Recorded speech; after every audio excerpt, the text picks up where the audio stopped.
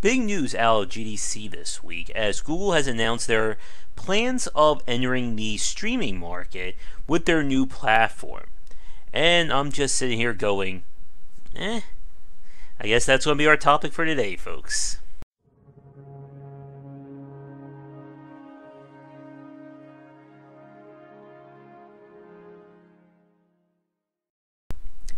GDC is normally the time for having design talks and being a very informative area for developers, students, anyone who's interested in learning more about design and game development rather than hot news or what's exciting this week.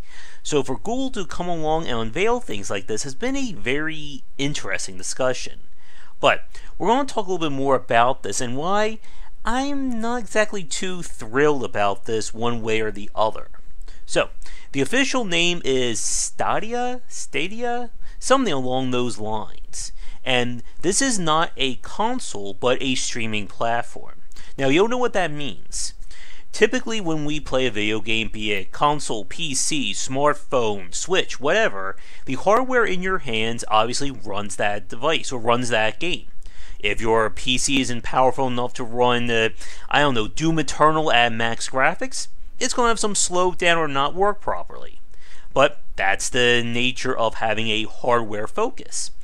Obviously, the advantage is that it's all built right here, so it's all within your control. A streaming platform basically means that all the running of the game, the hardware that's required, anything along those lines, is handled by the server or the back end. You aren't really owning a copy of this game, or you're having it at the palm of your hands. You're simply signing on to a server, and you're essentially playing the game through that. So anything that revolves around high quality graphics, sound, making sure this game plays properly, that's all done on the server. You don't have anything to do with that side of things. The advantage of this is pretty simple. It means that on any device that has an internet connection, you can play a video game on. You don't need to worry about your phone not having the proper updates. You don't need to worry about your PC needing more RAM or a better processor. As long as you can connect to this website or to the service, you can play a 4K video game right then and there. And that has been this dream of console developers or platform developers and publishers for this last decade. And while it certainly sounds amazing for them, it has ran into some major problems. We're going to talk about half of them now, and then we'll switch to some game footage and talk a little bit more about where are these concerns for Stadia occur for the developer side. But while it may not seem like such a long time ago, at the beginning of this decade, when Microsoft was beginning or announcing the plans for the Xbox One of the big things that they tried to push was having always online connection and being a digital platform only. The game would not ship with any disk drive. You could not install a game using a disk through it. You could only play games via XBLA. Now, this was done for several big reasons, and the majority of them were money saving on Microsoft's side. No disk drive means you can't have used copies. No used copies means you don't have to deal with GameStop or Best Buy. Also, no disk drive means you also cut them out as well. It means you get 100% of the profit. You don't have to worry about, a disc being scratched or shipping discs or even making them. And that sounds really amazing, doesn't it? But as people began to riot in the streets about this through Microsoft, there were several logistical problems with an always online platform. The biggest one is that the internet infrastructure doesn't really work as well as it should along those lines. Now, in the span of 10 years, things have obviously changed, but it's still not perfect. I'm not sure if this is considered a first world problem. There's a general issue, but internet speeds and quality are not equal everywhere you go. Not only that, but if your internet goes out, whether it's due to a storm issue, the company having problems, or whatever, you can play those games. As we've seen this past year so far with having some bad weather here in Jersey, I had nights where Comcast decided to shut off my internet. That meant no streaming. And if we had an always online console, guess what? That means no video games. Another big issue has to do with bandwidth capacities. As we've talked about before, when it comes to surfing the internet or doing anything internet related, there are two things that impact things. The first is your general internet speed, but more importantly is the bandwidth capacity of wherever it is you're accessing or the server. It doesn't matter if you have a 50 meg download speed or a 1000 or even a terabyte of download speed if the server you're accessing for has a cap of, let's say, 30 megabytes per second. Many consoles, and even a lot of the digital or the streaming platforms on the PC, Steam, Discord, and so on, have bandwidth limits. So it doesn't matter how fast my internet is if that server is locked. Not only that, but of course, the more people trying to access it at the same time means it's going to slow things down for everybody. So this is why preloading has become such a very big idea for video games, because you don't want to be trying to download a game the very first hour it's released on whatever day it is. Everybody's going to be doing it. So if you can preload that a day, a week, or even a few weeks beforehand, you're ahead of the game. Raise your hand if you've preloaded games on Steam before. I know I did when XCOM 2 came out. I played that thing at 1 o'clock in the morning, the second it was released here in the United States. But, again, the point is that there are limitations that are outside of your control. And it was these issues and more that led to Microsoft finally just relenting and putting in a disk drive. And as a very funny story, Microsoft basically cut them off and saying, oh, you could buy an Xbox, but guess what? We're not going to do it because we don't want to force you to do that. So they kind of stopped things there. But when it comes to this idea of an always online or a streaming platform or the quote-unquote Netflix for games that a lot of people talk about, it is a situation that it seems more and more to benefit the companies than it does the consumers, at least from the outside. With the Stadia's major announcement, again, it sounds really great for Google.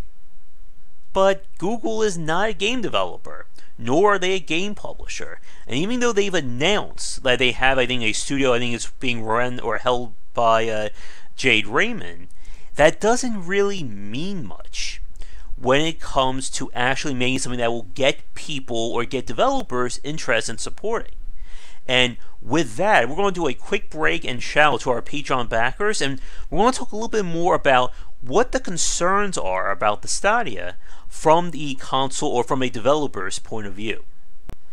And now for a quick thank you to our Patreon backers. And if you'd like to continue this discussion on game design, you'll find our Discord channel linked down below. This is footage of Assassin's Creed Origins, and it's kind of just secondary to the talk. You don't need to watch it to gain any additional insight. But the Assassin's Creed franchise also met with a lot of issues for PC gamers at the beginning of Uplay. The Settlers that came out also had problems as well, with the fact that the platform was always online regardless of the game. If you were playing Assassin's Creed and your internet stopped working with the original version of Uplay, your game would stop. And as we've said, people don't like it when their ability to play a game or enjoy content is being tethered or stopped by something outside of their control. And speaking of all that, that takes us to what Stadia means for developers and some of the big concerns surrounding it that have either not been discussed or have been kept on the down low. So, as we've said, Stadia was revealed at the Game Developers Conference, which is a place for developers and members of the industry. And yet, very little has been talked about in terms of details of what do you do on this platform as a developer. And these are all serious concerns that have become even higher with this discussion over what digital store to support between Epic versus Discord versus Steam. So here are a few questions that I'm hearing people ask on Twitter, or they haven't yet, that are very big for this discussion. The first one being, well, how do you earn money being on Stadia? Again, it's a very simple question, but it's a very serious one. The whole point of how this digital store war started was trying to figure out what is the lowest revenue split that the store can give developers while still earning money. Remember, it was originally going to be 30% for Steam, and then then Epic came along and said we're only going to do a 10%, and then Discord follows suit, and etc. There is nothing about Stadia right now as to how you earn money, and that is, well, very deeply concerning. Streaming platforms, I know with Jump, tend to go with, minutes played of your game, because again, you don't own that copy of a game, and we'll come back to that point in a minute.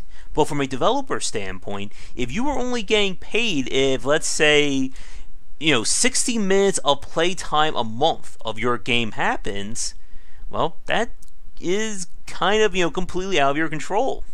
Not only that, but it's also probably the second worst way to earn money making games, behind the getting onto a Humble or a bundle promotion. And those two aren't saying much. Now, the other point about this, from a consumer standpoint, or just from anybody's standpoint, is what it means to be able to play these games. Typically, streaming platforms will cycle or shuffle around games month to month, keep the library fresh, and keep, it from be like 700, 900 games, stuff like that. With some exceptions. I don't know if the XBLA Pass or the Xbox Games Pass does that. But for people like me, I like the fact that I can own a copy of a game that I can play whenever I want, at whatever time of the day that I want. The whole grab bag streams are a function or required of that. From a developer standpoint, if let's say they decide to not feature your game or take your game off, how are you earning money with that? And that's a very big concern for anybody trying to go as a first-party developer on Stadia, meaning that your game will be exclusive to that platform and nowhere else. Again, with something like the Epic Games Store, they are promising, again, that 1-year exclusivity and, X amount of money bags thrown at you. But there's no details about that with this. Speaking of, how does Stadia work in terms of technical or content curation? What do we know about this in terms of what kind of games will it accept? Will it just be Unity games? Will it allow Unreal, Game Maker, or even custom engines for their games? Because remember, this is going to be ran on Google's backend, not on the consumer's hardware front. Again, with my PC, and I'm sure with a few of yours out there, you've played games that have had all manner of crazy engines put on them, or barely run, or running perfectly. But we can do that because our computers are designed around that variety. Another point, though, again about content. What will they do in terms of curating? Will they allow everything and anything to go on Stadia?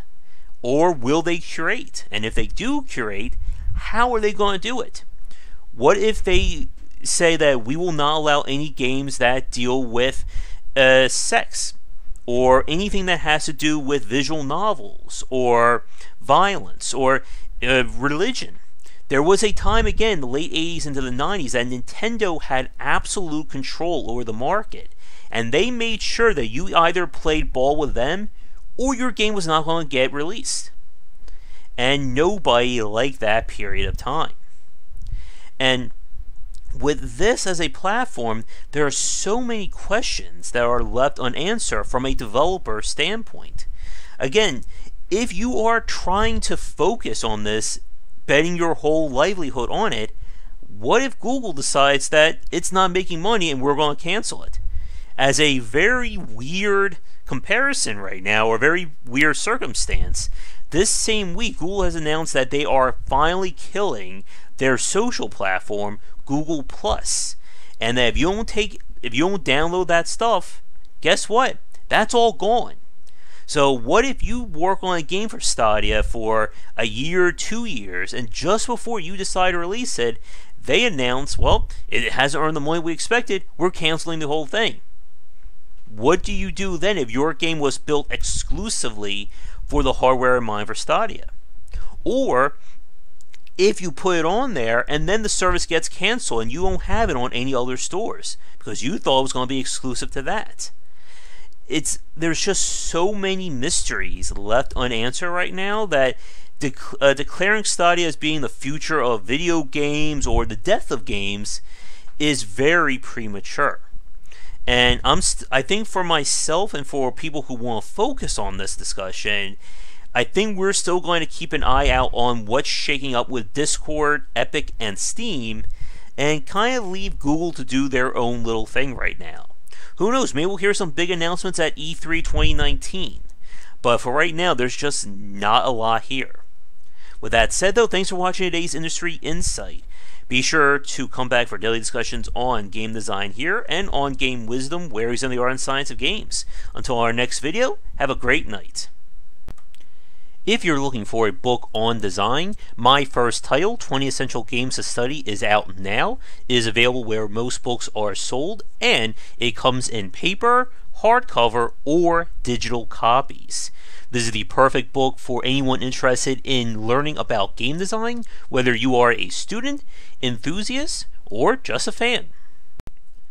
Thanks for watching the video. If you enjoyed things, be sure to do all the liking and subscribing that the kids are doing these days. Check out our Discord channel link down below where we hang out and chat game design, and come back later tonight for our regular streamings. But that's it, and tune in for more great content here and on Game Wisdom, where we examine the art and science of games.